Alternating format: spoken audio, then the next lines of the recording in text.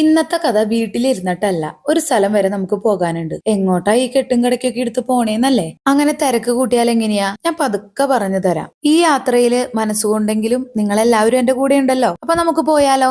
അങ്ങനെ തലേ ദിവസേ ഞങ്ങൾ എല്ലാവരും കൂടി അങ്ങനെ ഞങ്ങളുടെ 4 പേരും ബാഗൊക്കെ പാക്ക് ചെയ്തു. അങ്ങനെ നമ്മൾ പോവേണ്ട സമയമായിട്ടുണ്ട്. ഈ ഒരു ട്രിപ്പ് എനിക്ക് ഒരുപാട് സന്തോഷം തന്നൊരു ട്രിപ്പാണ്. എന്തുകൊണ്ടാണെന്ന് വെച്ചാൽ നമ്മൾ രാവിലെ പോയിട്ടേ വൈകുന്നേരം എത്തണ ട്രിപ്പുകൾ മാത്രമേ പ്ലാൻ ചെയ്യാറുള്ളൂ കേട്ടാ. എന്താന്ന് വെച്ചാ അനുഭവം ഗുരു എന്ന് കേട്ടിട്ടില്ലേ? ഞാനൊരു 2 വർഷം മുമ്പേ ഒരു വയനാട് ട്രിപ്പ് പ്ലാൻ ചെയ്തിട്ടുണ്ടായിട്ടാ. അതില് ഞങ്ങളുടെ ഫാമിലി മാത്രല്ല, കുറെ ഫാമിലികൾ, അതായത് നമ്മുടെ റിലേറ്റീവ്സ് തന്നെ കുറെ പേരുണ്ടായിരുന്നു. അങ്ങനെ ഞങ്ങൾ വലിയൊരു വണ്ടിയൊക്കെ അറേഞ്ച് ചെയ്തു, താമസ സ്ഥലം സെറ്റ് ചെയ്തു, എല്ലാം സെറ്റ് ചെയ്തു. എല്ലാവരും ഡ്രസ്സ് അടക്കം പാക്ക് ചെയ്തു. പ്രശാന്തേട്ടൻ അതുവരെ എല്ലാം ഒക്കെ ആയിരുന്നു. പോണേന് 2-3 ദിവസം മുമ്പ് പറയാണ്, ഒരു അത്യാവശ്യ കാര്യം വന്നിട്ടുണ്ട്, പോകുന്ന അതേ ഡേറ്റിനാണ്, അതുകൊണ്ട് എനിക്ക് വരാൻ പറ്റില്ല അടിയെന്ന്. അപ്പൊ പിന്നെ പ്രശാന്തേട്ടനെ കൂട്ടാണ്ട് ഞങ്ങൾ എങ്ങനെയാ ഫാമിലി ട്രിപ്പ് പോണേ? അപ്പൊ ഞാൻ പറഞ്ഞു, എന്നാ നമുക്ക് പോവണ്ട, അവര് പോയിട്ട് വരട്ടെ എന്ന് പറഞ്ഞിട്ട് അങ്ങനെ ആ പരിപാടി ക്യാൻസലായി. ഞങ്ങള് പോയില്ല, ബാക്കി എല്ലാവരും പോയി അടിച്ചു പൊളിച്ച് തിമിർത്ത് വന്നു. അതുകൊണ്ട് പ്രശാന്തേട്ടൻ എന്നാ തിരക്ക് വരാന്ന് അറിയാത്തത് കൊണ്ട് ഞങ്ങൾ മുൻപേ കൂട്ടി ഒരു ട്രിപ്പും പ്ലാൻ ചെയ്യാറില്ല. പക്ഷെ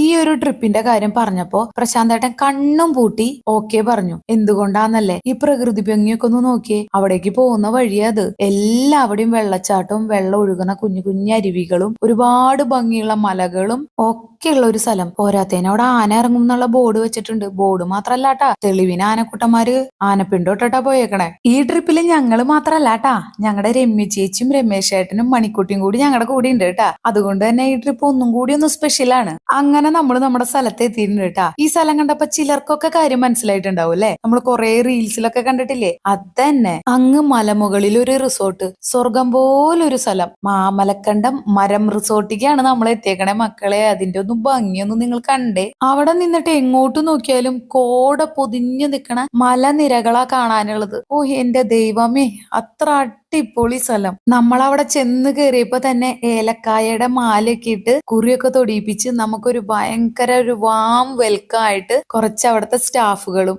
അവരുടെയൊക്കെ സർവീസ് പറയാതിരിക്കാൻ വയ്യ. അത്ര നന്നായിട്ടാണ് കേട്ടോ അവരെല്ലാവരും നമ്മൾ ഓരോരുത്തരെയും ട്രീറ്റ് ചെയ്യുന്നത്. അവിടെ എത്തിയപ്പോ ഏറ്റവും ഹാപ്പി ആയതും ഏറ്റവും എക്സൈറ്റഡ് ആയതും നമ്മുടെ കുട്ടിപ്പട്ടാളങ്ങളാണ് കേട്ടാ. അവരവിടെയുള്ള എല്ലാ സ്ഥലവും ഊട്ടി നടന്ന് കാണുന്നുണ്ടായിട്ടാ. ഞാനും അവിടെയൊക്കെ ഓരോ സ്ഥലത്ത് നിന്നും ആ പ്രകൃതിയുടെ ഭംഗി ഓരോന്ന് ആസ്വദിച്ചു കേട്ടാ. എന്തോരം കണ്ടാലും മതി വരാത്ത കുറെ കാഴ്ചകൾ അവിടെ ഉണ്ട് കേട്ടാ. അപ്പൊ നമുക്ക് മരം റിസോർട്ടിലെ ബാക്കി വിശേഷങ്ങളായിട്ട് അടുത്ത വീഡിയോയിൽ കാണാട്ടാ.